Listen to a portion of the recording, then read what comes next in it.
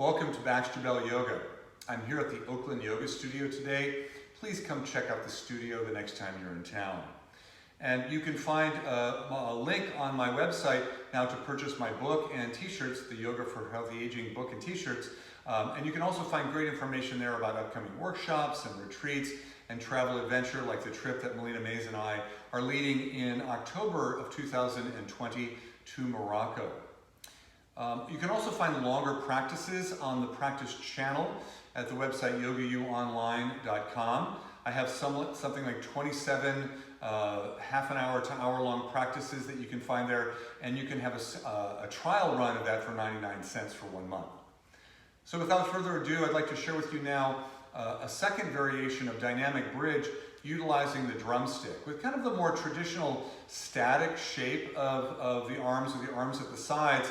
We're going to do it dynamically, and we're going to have the stick underneath the body, and we're going to use that to anchor the arms. We can pull in or push out as we do that, and then we can also hold it statically with a nice lift as the arms are underneath, and using this stick, because for a lot of people, interlacing the fingers and hands underneath the body is not accessible, whereas this will make that connection much more tangible and accessible to those that can't do that normally.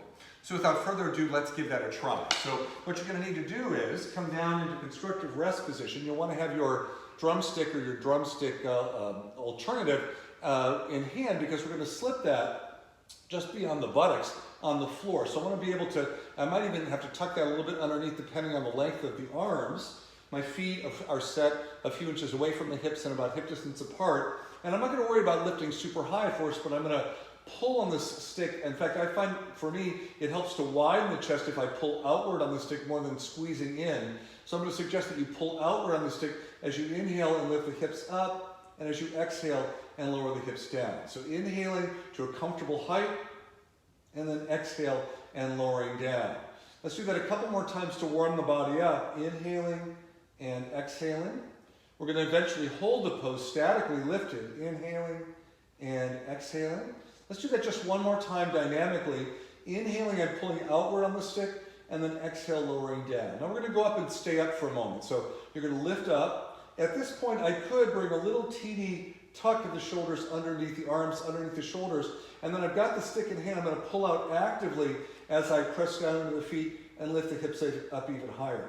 So for me personally, I get a little extra lift in the body when I add in the work of the stick underneath the body by pulling outward on the stick to help open the upper chest.